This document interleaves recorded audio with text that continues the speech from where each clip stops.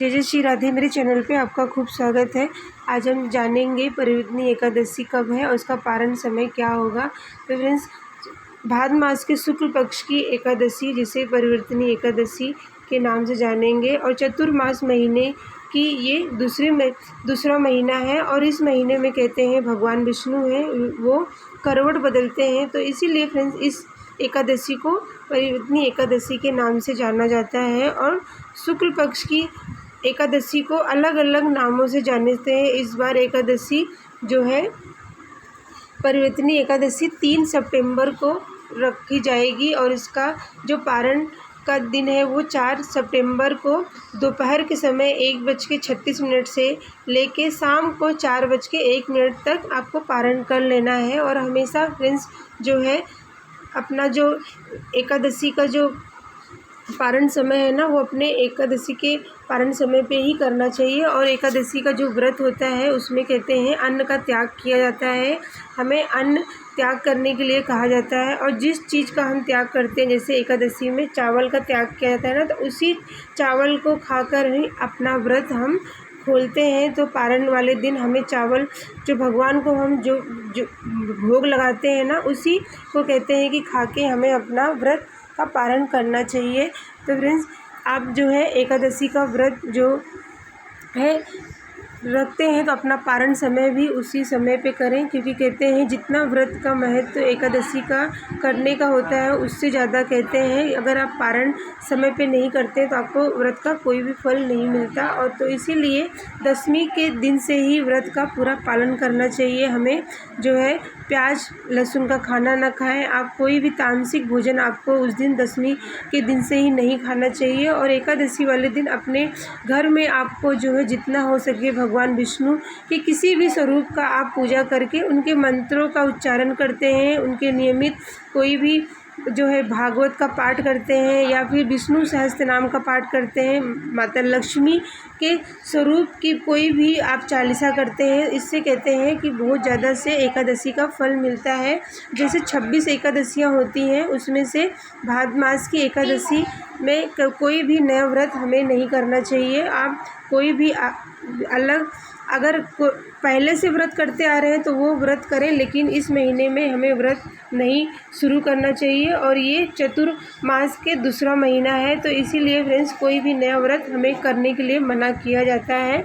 तो यहाँ पे फ्रेंड्स आपको ना एकादशी के दिन कहते हैं अन्न का त्याग होता है, अन्न का हमें सेवन नहीं किया जाता है। जल पे फल पे आप जो व्रत कर रहे हैं उसका पूरा पालन करें और भगवान विष्णु जी का पूजन करके उनके किसी भी स्वरूप की पूजा आप कर रहे हैं ना, तो उनके मंत्रों का उच्चारण ज़रूर से करें और अपने मन को और अपने शरीर को आप पवित्र रखें। उस दिन कहते हैं जितना हो सके भगवान विष्णु के मंत्रों का उच्चारण करना चाहिए। ओम नमो भगवते वासुदेवाय नमः, इस तरह से बोल के आपको अपने घर में जो है उनका पूजन करना चाहिए। और उनके नियमित आप जो है दान जरूर से निकालें। आप जो जिस दिन पारण करेंगे उस दिन कहते हैं भगवान विष्णु जी का फिर से पूजा करके आपको जो है एक थाली कच्चा अनाज या पका हुआ भोजन बना के आप किसी ब्राह्मण को खिलाएं और अपना पारण उसी समय पे करें ताकि आपको व्रत का पूरा फल मिले।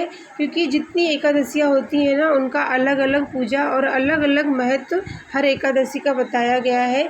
तो अगर आप भगवान विष्णु के नियमित आप जो है दान करते हैं, इससे भी कहते हैं कि आपको उत्तम फल और अच्छे स्वास्थ्य का आपको वरदान मिलता है। और हर एकादशी का व्रत करने से कहते हैं हमारे पाप कर्म ख़त्म होते हैं, हमारा मन के साथ हमारा शरीर भी शुद्ध होता है। भगवान विष्णु की नियमित जितनी एकादशियाँ होती हैं उनका अलग अलग महत्व होता है। इसीलिए फ्रेंड्स अपने घर में आपको जो है भगवान विष्णु के पास मंदिर, जहाँ आपका मंदिर है वहीं पे आपको उनकी पूजा करके आपको जो है संध्या के समय कोई भी एक पाठ जरूर से करना चाहिए विष्णु भगवान की। जैसे विष्णु सहस्त्र नाम हो गया, भागवत की पाठ करना और उनके नियमित मंत्रों का उच्चारण करना, इससे आपके व्रत का जो शक्ति मिलती है और आपका व्रत जो है उसको पूरा फल मिलता है। तो इसीलिए फ्रेंड्स आप इस व्रत को करते हैं तो जिस दिन आपका पारण रहेगा ना उस दिन अपना पारण के समय पे ही करें।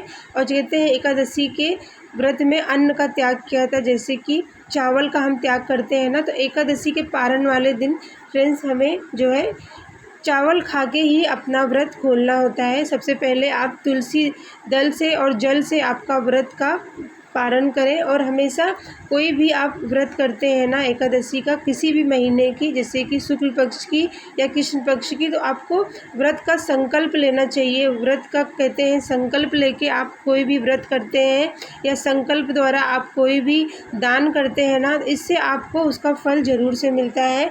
तो आपने अगर संकल्प लिया है तो भगवान विष्णु जी का जो भी आपका स्नान का जल होगा ना, उसको आपको जल रखें और तुलसी पत्र रख के आपको अपना व्रत जो है पारण करना चाहिए और चावल खा के अपना व्रत करें। तो इस तरह से अपने व्रत का पूरा फल मिले तो पालन भी करें, और व्रत के पारण के समय अपना पारण समय पे करके अपना पूरे व्रत का आप फल पा सकते हैं। तो यहाँ पे ये थी बहुत ही छोटी सी वीडियो। तो मिलती हूँ मैं फ्रेंड्स आपको अगली वीडियो में, तब तक के लिए जय जय श्री राधे।